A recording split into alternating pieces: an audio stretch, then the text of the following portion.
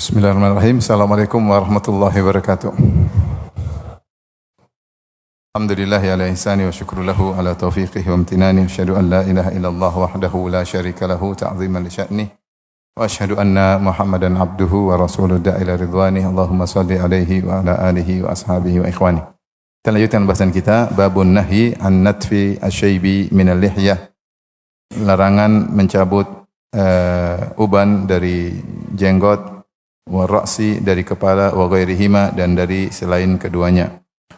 Wa annat fil amradi sya'ra lihyatihi, dan juga amrad yaitu orang yang jenggotnya sedikit kemudian ketika baru tumbuh jenggot dia cabutin inda awali tulu'ihi supaya kelihatan muda terus.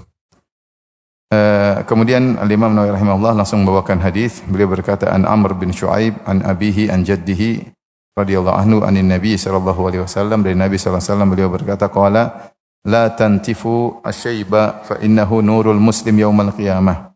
Janganlah kalian mencabut uban karena sungguhnya dia adalah cahaya muslim pada hari kiamat kelak. Haditsun hasanun, hadis yang hasan, rawahu Abu Dawud, diriwayatkan Abu Dawud wa Tirmidzi wan Nasa'i. Tirmidzi dan Nasa'i bi asanida hasanatin, dengan sanad-sanad yang hasan. Qala Tirmidzi huwa haditsun hasan. Inilah hadis yang hasan. Hadis hasan maksudnya hadis yang derajatnya masih di bawah hadis yang sahih.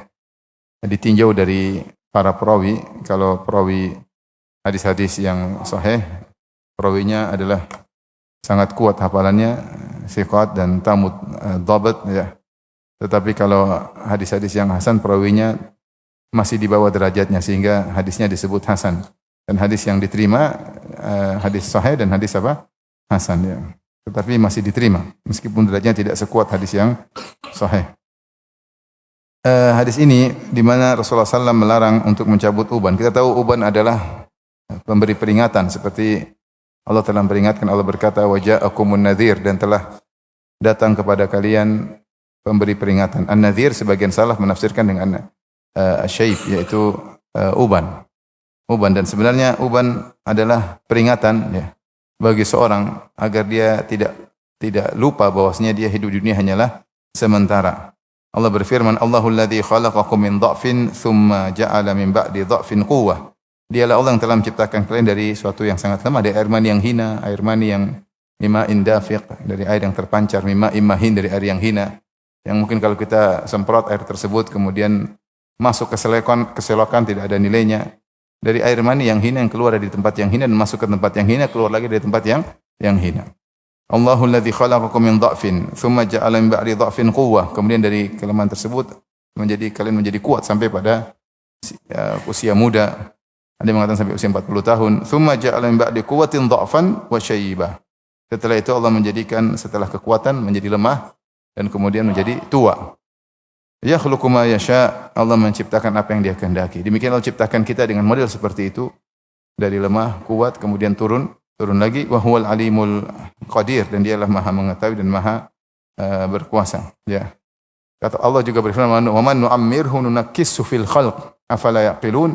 Kata Allah Subhanahu wa taala, siapa yang kami panjangkan umurnya, maka kami akan kembalikan, nunakkishu, kami akan kembalikan dalam penciptanya itu menjadi lemah. Tidak ada orang semakin panjang umur, semakin kuat, semakin sehat. Tidak. Udah 40, maka semakin apa? Semakin turun. Kalaupun dia hidup sampai umur 150 tahun, hidup dengan kepayahan. Hidup dengan kesusahan. Bahkan bisa dia merepotkan orang lain. Demikianlah manusia. Ya.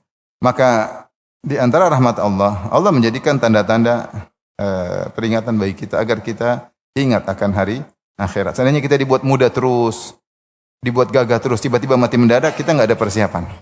Tapi kalau lihat, berkaca mulai uban, mata mulai rabun, telinga mulai budek. Kalau istri ngomel mulai enggak kedengaran. Nah, ini berarti tanda-tanda ini. Bentar lagi alam kubur. Maka ada peringatan. Adanya uban membuat peringatan. Di antara fungsinya adalah memberi peringatan. Maka oleh karena jangan dicabut. Oleh karena jangan dicabut ya. Jangan dicabut, karena dicabutnya akan mengurangi cahaya pada hari kiamat kelak. Karena Rasulullah SAW berkata, la tantifu asyaiba, jangan kalian cabut uban. Fa innahu nurul muslim yaumal qiyamah. Sungguhnya adalah cahaya seorang muslim pada hari kiamat kelak. Dan seorang muslim sangat butuh cahaya. Maka dalam Al-Quran mereka berdoa, Rabbana atmim lana nurana wa ghafir lana. Ya Rabb kami, sempurnakanlah cahaya kami dan ampuni dosa-dosa kami. Ya. Oleh karena seorang butuh kepada cahaya pada hari kiamat kelak, terutama ketika melewati sirat. Maka di antara sumber cahaya adalah uban yang ada pada kepala seseorang.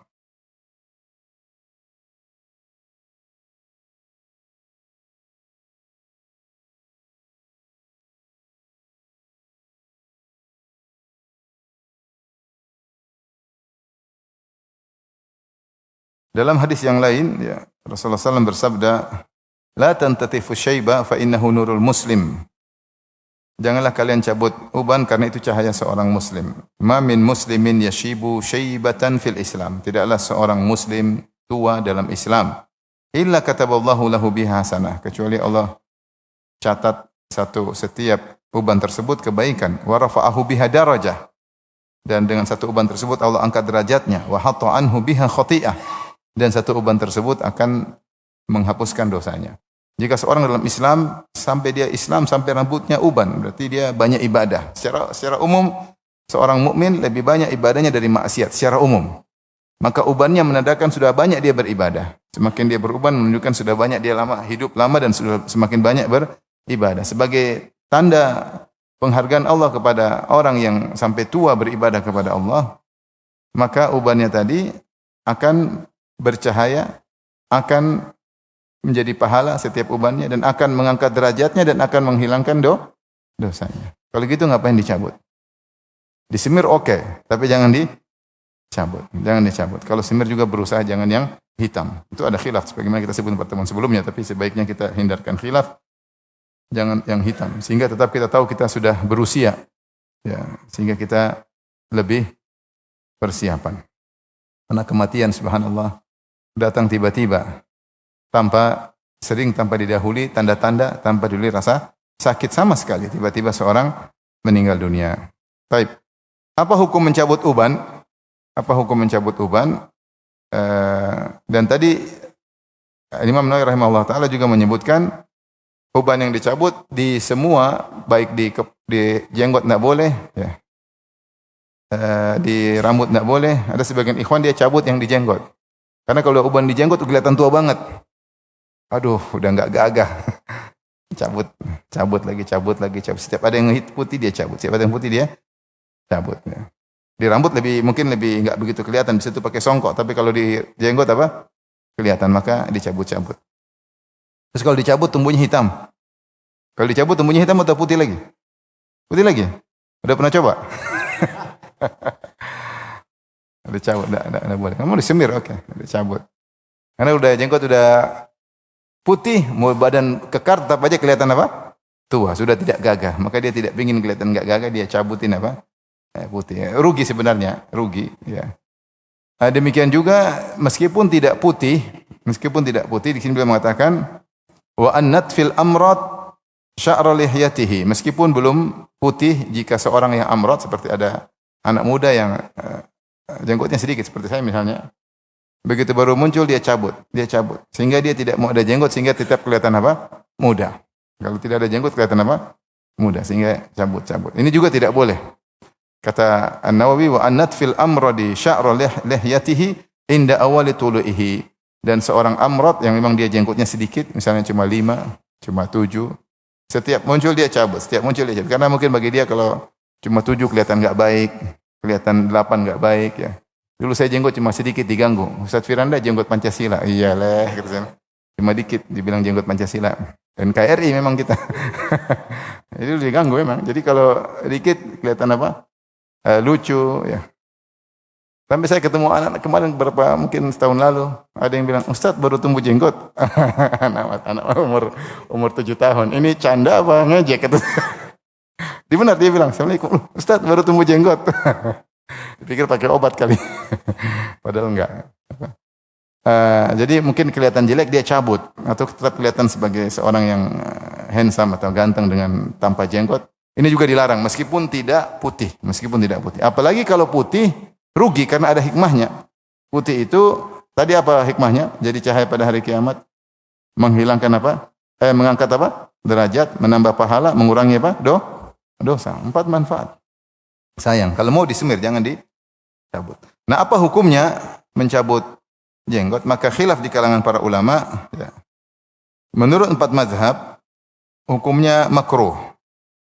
Adapun Zahiriyah mengatakan hukumnya haram. Karena Rasulullah mengatakan la tantifu syaiba, jangan kalian mencabut uban. La tantifu syaib. La tantifu syaiba, jangan kalian mencabut uban.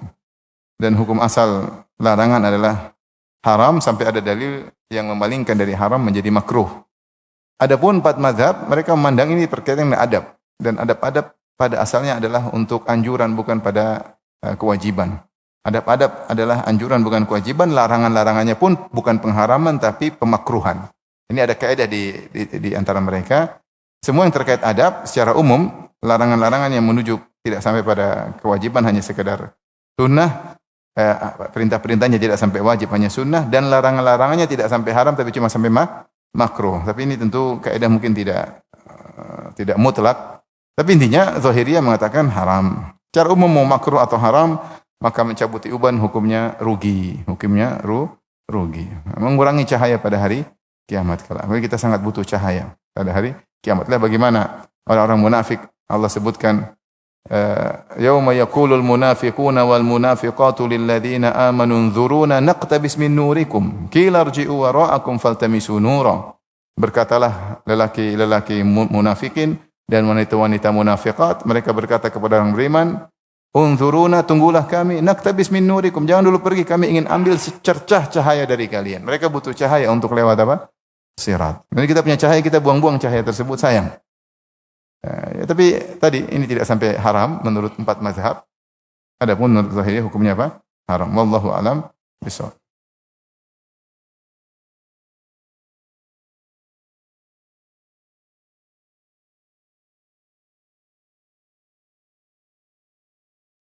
Baik, kita lanjutkan hadis berikutnya. An Aisyah radhiyallahu anha qalat qala Rasulullah sallallahu alaihi wasallam man amila amalan laisa alaihi amruna fa huwa rad, rawahu Muslim. Rasulullah bersabda, siapa yang melakukan suatu amalan tidak ada perintah dari kami maka dia tertolak.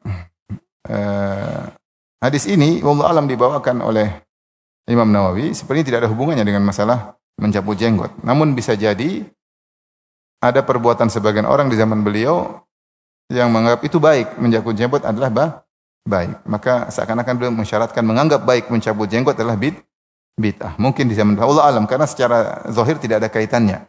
Ini kaitan tentang larangan bid'ah. Kaitan larangan tentang berbuat bid'ah karena tidak ada perintah dari Nabi SAW. Seakan-akan di zaman beliau ada orang sengaja mencabuti uban, dianggap baik, mungkin dianggap supaya gagah, supaya semangat beribadah. Kalau lihat udah putih kayaknya udah mau mati aja, mau kawin lagi juga enggak berani, siapa yang mau, putih semua ya. Oleh karenanya mungkin wallahu alam bisawab di zaman beliau ada yang sengaja mencabuti jenggot dan menganggap itu baik, maka beliau bantah dengan hadis ini bahwasanya man amila amalan laisa alaihi amruna fa huwa rad. Siapa yang melakukan satu amalan yang tidak ada perintah dari kami maka tertolak. Karena saya tidak tahu wajhul munasabah, sisi keterkaitan dengan bab yang beliau bawa. Wallahu alam bisawab. Tapi kita lanjutkan bab berikutnya. Bab karahati al-istinja bil yamin wa massil farji bil yamin min ghairi udhrin. Bab makruhnya mencebok atau membersihkan kotoran setelah BAB dengan tangan kanan. Dan makruhnya menyentuh kemaluan dengan tangan kanan tanpa ada uzur, Kalau ada uzur maka tidak mengapa, misalnya dia tidak punya tangan kiri misalnya, atau tangan kirinya lagi kena stroke misalnya, atau tangan kirinya ada luka, maka dia menggunakan tangan kanan. Kalau itu ada uzur syar'i, maka tidak mengapa. Hukum asal bahwasanya tangan kanan dimuliakan, sehingga tidak digunakan kecuali perkara-perkara yang baik. Untuk makan misalnya, maka sungguh tidak logis atau sungguh aneh jika seorang dia habis cebok dengan tangan kanannya, kemudian dia makan pula dengan tangan kanannya. Mungkin hal yang tidak pantas. Bisa membuat dia mengingat hal yang tidak baik dan juga bisa penyakit dan banyak hal. Islam mengajarkan adab-adab yang sangat indah. Makanya saya bilang Islam itu sangat detail, sangat apa? Detail. Tidak didapati agama sedetail ini. Sampai adab-adab bukan hanya sekedar menjelaskan tentang yang kebutuhan primer ya atau kebutuhan yang sekunder, bahkan takmiliyat, perkara-perkara yang memperindah kehidupan seseorang ya, dengan mengajarkan tata krama ya, sopan santun, di antaranya memuliakan tangan kanan. Bahwasanya tangan kanan tidak digunakan untuk hal-hal yang buruk. Wa an Abi Qatadah radhiyallahu taala anhu anin Nabi sallallahu alaihi wasallam qala, dari Nabi sallallahu alaihi wasallam beliau bersabda, "Idza bala ahadukum fala ya'khudhanna dzakarahu bi yaminihi." Jika salah seorang dari kalian sedang buang air kecil, maka jangan dia pegang kemaluannya dengan tangan kanannya. Dia harus pegang, maka dia pegang tangan kirinya. Wala yastanji bi yaminihi, dan dia tidak mencebok dengan tangan kanannya. Wala yatanaffas fil ina, dan dia tidak bernafas dalam gelas ketika sedang minum atau ketika sedang makan, jangan dia bernafas di apa namanya? Piring atau semisalnya atau gelas di bejana. Muttafaqun alaih. Wa fil babi ahaditsu katsiratun sahihatun, dan dalam bab ini banyak hadis-hadis yang lain yang sahih. Maka dalam hadis ini Rasulullah SAW menjelaskan, idza bala ahadukum, jika salah seorang dari kalian sedang pipis, maka jangan pegang kemaluannya. Padahal ketika seorang pipis buang air kecil, dia membutuhkan untuk memegang kemaluannya. Ya. Artinya ada kebutuhan. Kalaupun meskipun ada kebutuhan, jangan pakai tangan kanan. Apalagi tidak dalam kondisi membutuhkan. Sebenarnya seorang ketika buang air, dia butuh memegang kemaluannya. Itu pun laki-laki maksudnya. Itu pun dia dalam kondisi butuh, dia memegang tangan dengan tangan kiri. Apalagi kalau tidak ada kondisi kebutuhan, maka jangan pegang dengan tangan kanan. Ya. Maka ini mimbabi aula, lebih utama. Ya.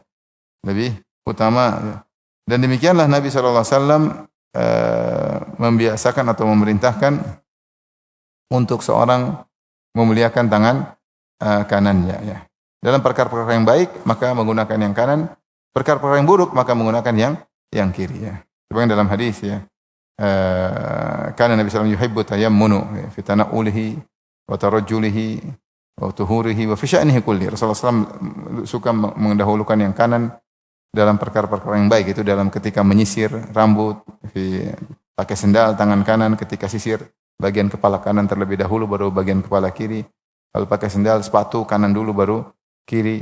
Kalau bersuci kanan dulu baru kiri. Dalam segala urusan, selama perkara baik maka menggunakan tangan kanan. Sampai para ulama khilaf tentang bersiwak.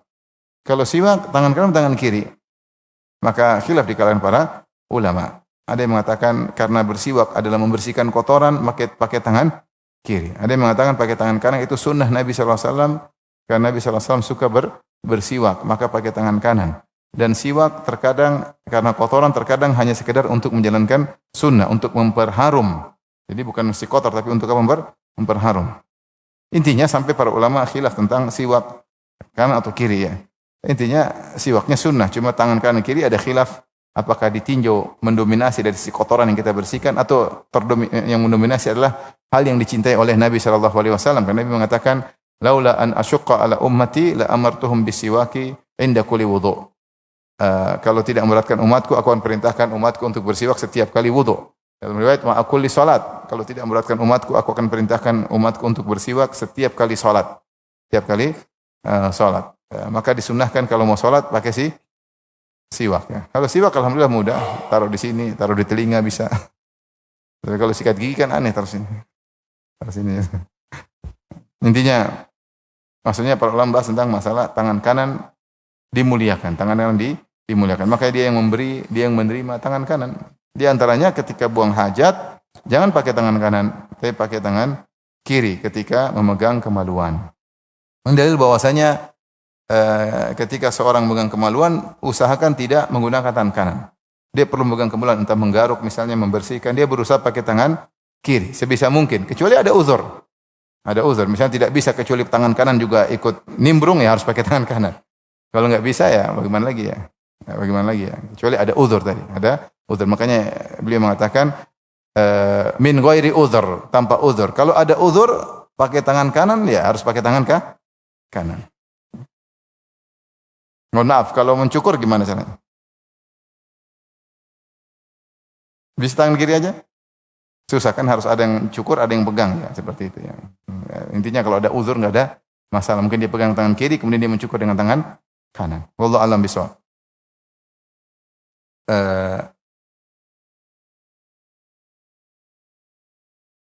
Demikian juga ini hukumnya, apa hukumnya? Demikian juga di antaranya istinja. Cebok maka jangan pakai tangan kanan, pakai tangan kiri. Termasuk juga istijmar. Istijmar umum. Apakah istinja umum? Pakai air atau selain air. Kalau istijmar khusus selain air. Misalnya pakai batu atau yang dikiaskan kepada batu. Seperti tisu dan yang lain. Maka berusaha menggunakan tangan kiri. Sehingga kita tetap memuliakan tangan kanan. Ya. Kemudian wala tanafas fil ina. Maka yang berikutnya jangan dia bernafas dalam bejana. Maka ini ada dua pendapat di kalangan para ulama ya. Ada yang mengatakan bahwasanya umum mau dia bejana tersebut dia minum sendiri atau bersama yang lain, jangan dia bernafas di air minum atau di makanan. Kenapa? Kata mereka bisa jadi ada kotoran ketika bernafas, ada mikroba yang turun dari hidung kemudian menempel di makanan, kemudian kita masukkan ke dalam lambung kita. Atau minuman ketika kita bernafas kemudian akan masuk ke lambung kita. Dan Rasulullah SAW kalau minum 3 kali, jadi kalau dia bernafas dalam dilanjut. Tapi kalau dia bernafas turun keluar, dia bernafas lagi, mungkin lebih turun, lebih enak secara kesehatan. Saya tidak tahu, wallahu a'lam bishawab ya. Tapi para ulama berusaha menyebutkan hikmah-hikmah. Maka ini mencakup makanan sendiri, minuman sendiri. Sebenarnya ulama memandang bahwasanya hal itu terkait jika bejana tersebut digunakan oleh banyak orang. Ya. Adapun kalau sendiri maka tidak mengapa. Kenapa? Kalau dipakai banyak orang mungkin orang akan jijik seorang bernapas dan kita menjaga perasaan orang lain. Dan dahulu biasa sahabat mereka minum satu bejana, minum rame-rame. Seperti dalam hadis ketika Rasulullah SAW memberi berkah pada secangkir susu, maka semuanya minum. Minum satu gelas semuanya minum. Subhanallah, zaman dulu tidak ada pikiran minum semua, mungkin dulu bersih tidak ada penyakit ya. Terus penyakit kurang, tidak seperti kita terlalu banyak penyakit ya. Terlalu banyak penyakit, terlalu banyak dokter, terlalu banyak rumah sakit. Dulu minum sampai Abu Hurairah minum, kata Rasulullah isyrab. Minum, Abu Hurairah minum lagi. Padahal tadi kelaparan. Kata Rasulullah, isyrab, minum. Tapi Abu Hurairah mengatakan, la ajidulahu maslakan. Saya tidak temukan lagi saluran untuk menerima susu ini. Sudah full semuanya ya Rasulullah. Itu qadah tersebut atau cangkir tersebut diminum oleh banyak orang. Sehingga ini yang dilarang. Karena bisa minum jangan bernapas itu. Kelihatan orang jadi jijik melihatnya atau sesuatu yang jatuh. Adapun kalau sendiri tidak mengapa. Kalau dikasih sendiri atau buat istri sesama keluarga yang tidak jijikan di antara kita tidak mengapa. Saya bacakan. Qala Ibnu Hajar, berkata Ibnu Hajar, qala al-muhallab an-nahyu an at-tanaffus fi syurbi kan nahyi anin nafakh fi ta'am wa syarab. Larangan bernafas dalam minuman seperti larangan meniup makanan dan minuman. Sama. Jadi atau kadang-kadang kita suapin anak kecil, panas Umi. Nah, itu bagaimana hukumnya? Kata Ibnu Hajar, hukumnya sama mengenai bernapas di makanan atau meniup makanan, minuman atau makanan, hukumnya sama. Min ajli annahu qad yaqa'u fihi syai'un min ar-riq wa yu'afihi asy-syaribu wa yataqaddaruhu. Bisa jadi jatuh sesuatu sehingga kalau dia pun makan dia lihat dia enggak enak dan akhirnya makanan jadi mubazir, minuman jadi apa? Mubazir. Maka jangan dia lakukan. Idz kana taqaddur fi mithli dzalika 'adatun ghalibatun ala tibai aktsarin nas. Karena orang jijikan itu suatu hal yang normal. Orang rata-rata kalau ada sesuatu yang jatuh, meskipun punya dia sendiri pun dia jijik ya. Ada sesuatu yang dia jijik, dia tidak makan. Wa mahallu dzahada idza akala wa syariba ma'a ghairihi. Kata al-muhallab ini hukumnya jika terkait dia makan dan minum bersama orang lain. Wa amma law akala wahdahu aw ma'a ahli, adapun kalau dia makan sendiri atau bersama keluarganya, bersama istrinya, aw man ya'lamu annahu la yataqaddaru syar'an la yataqaddaru syai'an mimma yatanawaluhu fala ba's. Adapun kalau dia makan dan minum bersama istrinya atau dia sendiri atau sama anaknya yang dia atau temannya yang dia tahu mereka tidak jijikan dengan dia, maka tidak mengapa. Jadi al-muhallab menganggap bahwasanya larangan ini kalau membuat jijik orang lain karena dilihat jatuh. Maka setelah itu Ibnu Hajar mengomentari, qultu wal aula ta'mimul man'i li'annahu la yu'manu ma'a dzalika an tafdhula fadlatun aw yahsul at-taqadduru min al-ina' au nahwi dzalik ya, au nahwu dzalik. Yang lebih utama adalah hukumnya umum, baik sendiri bersama orang lain maupun dia gunakan sendiri ya. Karena bisa jadi seorang merasa jijik dengan dirinya sendiri ya, tadi saya katakan tadi, jatuh sendiri dia mungkin kok ada kotoran, dia akhirnya jijik, akhirnya mungkin dia enggak makan. Akhirnya dia enggak minum. Akhirnya menjadi mubadzir ya. Qala Ibnu Arabi, qala ulama'una huwa min makarimil akhlak. Ini termasuk akhlak yang mulia. Walakin yahrumu 'ala rajuli an yunawila akhahu ma yataqaddaruhu. Tetapi haram bagi seorang dia habis minum kemudian jatuh sesuatu dia bilang minum. Temannya jangan dipaksa untuk minum, mungkin temannya merasa apa? Jijik ya. Fa inna fi'lahu fi khassati nafsihi thumma ja'a ghairuhu fanawalahu iyyahu falyu'limhu fa illam yu'limhu fa huwa ghasyyun wal ghishyu haram. Kalau dia melakukan sendiri, dia minum terus ada upil jatuh misalnya. Kemudian datang orang mau minum, maka dia kasih tahu ya ada upil ya. Kalau dia tidak kasih tahu berarti dia curang. Berarti dia curang ya. Dan berbuat curang adalah haram. Intinya ada dua pendapat. Pendapat yang mengatakan umum dan ini pendapat dipilih oleh ulama sekarang seperti Syekh Ibnu Utsaimin. Karena mereka tidak bicara sekedar taqadzur, kotoran, tapi mereka bicara sekarang mikroba. Khawatir ada apa? Ada kotoran dan itu terkait meskipun mikroba dari hidung sendiri, apalagi mikroba dari hidung orang lain. Kalau hidung sendiri sudah terbiasa mikrobanya, itu pun masuk ke makanan kita minum tidak bagus. Sehingga banyak ulama menganggap hukumnya umum, baik kita makan sendiri, minuman sendiri, makanan sendiri. Tapi Al-Muhallab tadi mengatakan ini terkait jika banyak digunakan oleh banyak orang. Sehingga kalau kita mengambil pendapat Al-Muhallab, maka kalau kita tiup buat anak kita enggak ada masalah. Anak kita karena dia kepanasan dia cepat makan. Lebih utama kita tidak nunggu, tapi kalau memang ada mudharat dia nangis-nangis ya mungkin ada, atau kipas angin kayak jangan pakai mulut kita, pakai apa? Kipas angin atau kipas sehingga ada mikroba enggak di kipas angin? Wallahu alam. Tapi kalau dari mulut kita jelas ababnya kecium ya.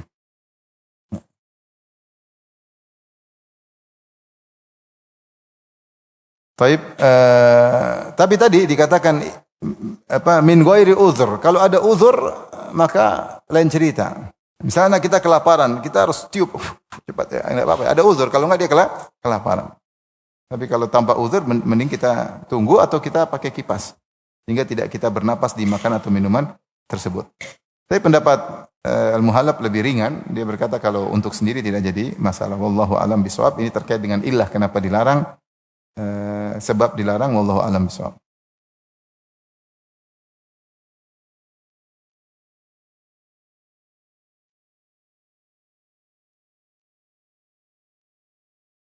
Baik, kita lanjutkan. Bab ketiga, bab karahatu al-masyi fi na'lin wahidatin aw khuffin wahidin. Bab makruhnya, ingat tadi saya katakan para ulama kebanyakan membawa kepada makruh. Karena mereka punya kaidah dan terkait adab, perintah dalam adab asalnya adalah sunnah karena adab itu hanyalah keindahan, bukan suatu yang wajib atau yang haram, tapi kesopan santunan. Kesopan santunan itu asalnya adalah anjuran. Maka semua dalil-dalil yang menyuruh kepada perintah adab-adab, maka itu dia bawa kepada sunnah tidak wajib. Dan semua larangan-larangan yang terkait dengan adab mereka bawa kepada yang makruh bukan haram. Tetapi kalau zahiriyah mereka mengatakan hukumnya apa? Haram. Mereka ambil sesuai dengan kaidah usul fikih bahwasanya al-aslu fil amr lil wujub, bahwasanya asal dalam perintah adalah untuk kewajiban, wal aslu fin nahyi lit tahrim, dan asal dalam pelarangan adalah haram.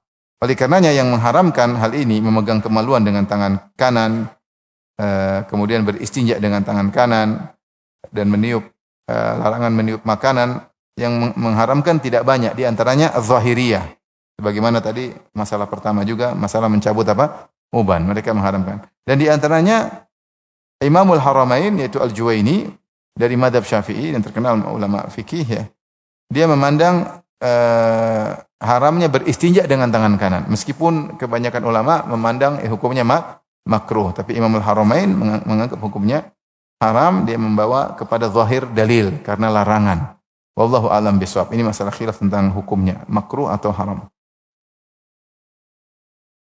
Berikutnya babu karahatil masyi, ini sama, ini masalah adab, maka dibawa kepada karohah, makruh. Makruh itu larangan tapi tidak sampai dosa. Makruh. Babu karohatil masyi fi na'lin wahidah. Bab dibencinya atau makruhnya berjalan di atas satu sendal au khufin wahidin atau satu sepatu. Li ghairi udhrin, tanpa uzur. Selalu Imam mengatakan tanpa uzur. Tanpa uzur. Wa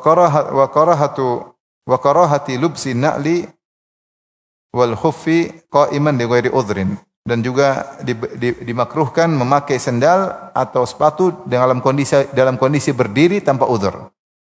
Jadi maksudnya kalau mau pakai sepatu duduk, pakai sendal duduk, jangan berdiri. Hukumnya makruh.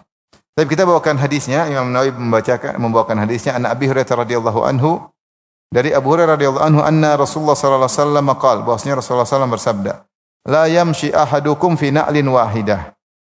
Janganlah salah seorang dari kalian berjalan di atas satu sendal. Lian alhuma jami'an, hendaknya dia pakai kakinya dua-duanya pakai sendal. Aw liyakhla'huma jami'an, atau dia melepaskan kedua-duanya sekaligus. Wa fi riwayatin aw liyuhfihima jami'an, atau dia melepaskan jalan tanpa alas kaki dua-duanya. Jadi pakai dua-duanya, terlepas kedua-duanya. Ya. Ini di antara adab yang diajarkan oleh Nabi sallallahu alaihi wasallam. Taib. Apa illah atau sebab hukumnya dilarang, baik haram ataupun makruh? Maka ada khilaf di kalangan para ulama tentang hal ini ya. Saya bacakan ya. Qala al-Khattabi, Ibnu Hajar menukilkan dari Khattabi, sahib Ma'alim Sunan ya. Al-Khattabi berkata, al-hikmatu fin nahyi, hikmah dari larangan memakai satu sendal, anna na'la syurri'at li wiqayati rijli amma yakunu fil ardi min syaukin aw nahwihi. Fa idza faradat ihda rijlaini ihtajal mashi an yatawaqqa li ihda rijlaihi ma la yatawaqqa lil ukhra. Bahwasanya sendal digunakan atau disyariatkan dipakai untuk menjaga kedua kaki. Sehingga kaki terjaga, sehingga ketika dia jalan dia lebih santai, dia tidak peduli karena kakinya terlindungi. Tetapi kalau dia hanya pakai sendal satu, maka dia akan sibuk memikirkan kaki satunya. Fayakhruju bidzalika an sajiyati masyihi, sehingga dia akhirnya jalan tidak normal karena dia selalu perhatikan kaki satunya gimana, sementara yang satu tidak dipikirkan, yang satu dia pikirkan. Wala ya'man min dzalika wa adzalika minal isar, dan bisa jadi dia tersungkur karena hanya pakai satu sendal. Ini sebab pertama, maksudnya kaki satunya bisa luka atau bisa terjatuh, bisa tersungkur, maka jangan. Wa qila li annahu lam ya'dil baina jawarihi. Ada yang mengatakan dilarang karena dia tidak adil kepada tubuhnya. Sementara seorang manusia disuruh adil dalam segala hal. Adil terhadap orang lain dan adil terhadap dirinya. Di antaranya adil terhadap istri-istrinya, di antara adil terhadap anak-anaknya, di antaranya adil terhadap kalau seorang pelayan masyarakat atau ASN, maka dia adil kepada orang-orang masyarakat secara umum. Kalau dia hakim, dia adil kepada orang-orang yang bersengketa kepadanya. Dan adil pada dirinya, maka jangan sampai dia terlalu banyak ibadah sehingga dia tidak tidur misalnya. Ya, wa li jasadika 'alaika haqqan, bahwasanya jasadmu juga punya hak, dia harus adil kepada jasadnya. Kemudian juga Rasulullah SAW melarang seorang bernaung di suatu tempat yang satu kena matahari, satu tidak. Ada yang mengatakan karena tidak adil. Mau panas kalian semuanya, jangan setengah panas, setengah apa? Dingin. Atau dingin semuanya, karena tidak adil kepada jasadnya. Di antaranya tidak adil kepada kakinya. Kenapa satu pakai sendal, satu tidak pakai sendal? Tidak adil. Wa rubbama nusiba fa'ilu dzalika ila ikhtilali ra'yi. Bisa jadi orang yang lihat dia, ini wong gendeng katanya. Gue pakai sendal cuma satu. Jadi bahan omongan, wong gendeng ya. Dokter kok gendeng katanya. Jalan pakai satu sendal, satu pakai apa? Satu sepatu. Au dha'fihi, atau akalnya lemah. Wa qala Ibnu al-Arabi, ini perhatikan. Berkata Ibnu al-Arabi, qila al-illatu fiha annaha mishyatu asy-syaitan. Ada yang mengatakan ilahnya adalah karena itu cara jalan syaitan. Dan dalam hadis kita sudah pernah sampaikan, fa inna syaitana yamshi fi na'lin wahidah. Syaitan jalan dengan satu sendal. Kok bisa Ustaz? Itu hobinya syaitan, jangan tanya. Syaitan hobinya makan tangan kiri, minum tangan kiri, memberi tangan kiri. Sebagaimana jangan heran ada lalat kok suka yang busuk-busuk, itu hobinya lalat. Ada kutu apa kok suka yang busuk-busuk, itu hobinya kutu. Jangan tanya kenapa kok suka yang busuk-busuk, itulah hobinya saya. Setan pun begitu, hobinya menggoda manusia, hobinya makan dengan tangan kiri, hobinya minum dengan kiri, dan antara hobinya adalah jalan pakai satu sendal. Maka jangan ikut syaitan, karena Allah mengatakan tatabi'u khutuwati syaitan, jangan ikuti langkah-langkah syaitan. Wakilah kata Ibnu Arabi, li'annaha kharijatun anil i'tidal. Ibnu Arabi dari mazhab Maliki. Dia punya kitab Aridatul Ahwadhi, syarah Sunan Tirmidzi. Karena perbuatan ini keluar dari kenormalan. Wa qala al-Baihaqi, perhatikan sini, ini penting. Wa qala al-Baihaqi dari mazhab Syafi'i, al-karahatu fihi lisyuhrati. Kenapa dilarang? Karena menimbulkan syuhrah, menarik perhatian. Fatamtaddul absaru liman tara dzalika minhu, maka pandangan mata akan menuju kepada orang yang melakukan hal seperti itu. Wa qad warada an-nahyu 'ani syuhrati fil libas, dan telah datang larangan berbuat syuhrah pada pakaian, yaitu Rasulullah SAW mengatakan man labisa fid dunya libasa syuhrah albasahu Allahu yaumal qiyamah libasal madallah, atau kama qala Nabi sallallahu alaihi wasallam. Siapa yang di dunia pakai pakaian ketenaran, kesohoran yang buat orang menarik perhatian orang, semua pada mandang saking indahnya, atau model baru yang menarik, atau saking jeleknya, ya, atau saking mahalnya, sehingga semua orang lihat dia, maka Allah akan memakaikan dia pakaian kehinaan pada hari kiamat. Maka seorang muslim tidak boleh syuhrah, tidak boleh tampil beda. Makanya Nabi SAW pakaiannya biasa-biasa saja, sehingga seorang tidak membedakan antara Nabi dengan yang lainnya. Sampai kalau ada orang dari luar datang ke Madinah tanya, Muhammad yang mana? Karena Nabi biasa tidak ada bedanya dengan yang lainnya. Sampai akhirnya sahabat menyuruh Nabi dibuat gundukan atau tempat yang agak tinggi agar Nabi duduk, sehingga kalau ada orang datang dari jauh tahu itu adalah Nabi, karena dia jadi pusat perhatian karena memberi taklim, karena memberi apa? Dari si pakaian sama saja. Sampai ketika Nabi SAW berhijrah ke kota Madinah bersama Abu Bakar, banyak sahabat yang tidak pernah lihat Nabi sebelumnya menyangka Abu Bakar adalah Nabi. Sehingga mereka mengatakan marhaban ahlan wa sahlan kepada Abu Bakar. Mereka menyangka Abu Bakar adalah Nabi karena tidak ada bedanya. Ketika Nabi kepanasan, kemudian Abu Bakar menaungi Nabi, baru mereka tahu, oh ternyata Nabi yang itu. Maksudnya Nabi tidak tampil beda. Makanya ketika disebut oleh para ulama, ketika ada wanita yang anaknya meninggal, kemudian dia meratap di kuburan, maka Nabi berkata, ya hadhihi ittaqillaha wasbiri, wahai fulanah, bertakwalah dan bersabarlah. Wanita ini kemudian protes kepada Nabi. Dia mengatakan, ilaika anni, pergilah engkau. Innaka lam tusab bi musibati. Kau tidak pernah dapat musibah yang seperti aku rasakan. Padahal Nabi lebih parah dari dia. Nabi anaknya meninggal semua kecuali Fatimah. Sebagian ulama mengomentari, wanita ini tidak tahu itu Nabi. Sampai ada yang kasih tahu. Karena Nabi biasa-biasa saja. Tidak tampil beda. Ketika jalan tidak ada bodyguard di sekelilingnya. Pakaiannya juga biasa-biasa. Sehingga wanita tidak tahu kalau Nabi. Sehingga Nabi tidak menggunakan pakaian apa? Syuhrah, pakaian tampil beda. Sampai wanita ini pun tidak tahu kalau itu Nabi. Baru dikasih tahu, itu tadi Rasulullah SAW. Akhirnya dia pun datang menemui Nabi, walam tajid indahu bawaban atau bawabin, dan dia tidak menemukan ada bodyguard untuk ketemu Nabi. Langsung ketemu dia bilang, ya Rasulullah, uzur, saya tidak tahu kalau engkau adalah Nabi SAW. Saya bersabar. Kata Nabi, innama sabru inda sodamatil ula. Sungguhnya kesabaran, sungguhnya ketika hantaman pertama. Ketika hantaman pertama. Maksudnya Nabi tidak pakai pakaian yang aneh-aneh. Nabi jalan tanpa bodyguard, sehingga sampai begitunya, sampai wanita ini tidak tahu kalau itu adalah Rasulullah sallallahu alaihi wasallam. Secara umum maka seorang jangan suka tampil beda. Jangan suka tampil beda. Jangan suka cari-cari perhatian. Masalahnya sekarang terbalik. Orang mencari popularitas dengan tampil beda. Makanya dia jalan mundur. Berkilo-kilo, ada enggak? Kenapa dia begitu coba? Pecahkan rekor dunia. Beda. Mungkin ada yang juga, saya pernah lihat orang lagi lari mundur, ada juga, bukan jalan, lari mundur, ada. Masya Allah. Nggak tahu pakai spion. Ada pakai sepeda mundur nggak? Ada nggak? Pakai spion? Pernah lihat nggak? Belum, bikin. Masuk Guinness World of Record, Majnun nomor 1. Menaik motor mundur. Maksudnya banyak orang melakukan hal yang aneh dari penampilan. Rasulullah disebut khusus tentang penampilan, karena penampilan pusat perhatian. Maka seorang siapapun dia, mau dia orang biasa, atau dia pejabat, atau dia ustadz, jangan tampil beda. Benar menarik perhatian, tapi ada larangan dari Nabi SAW.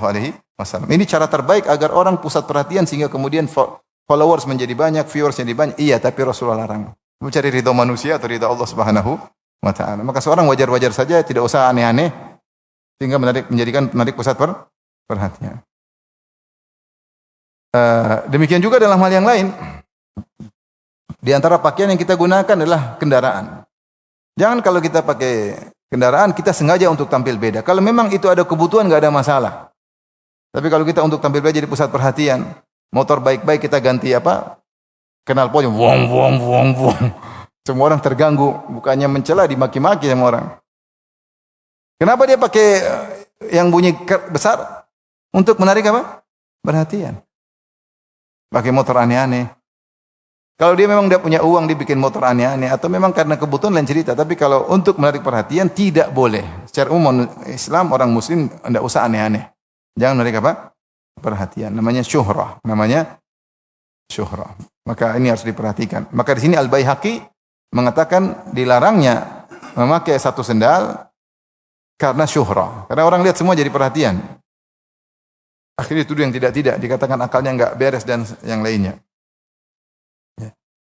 Fakullu syai'in sayyara, perhatikan kata Al-Baihaqi, fakullu syai'in sayyara sahibahu syuhratan fahaqquhu an yujtanab. Maka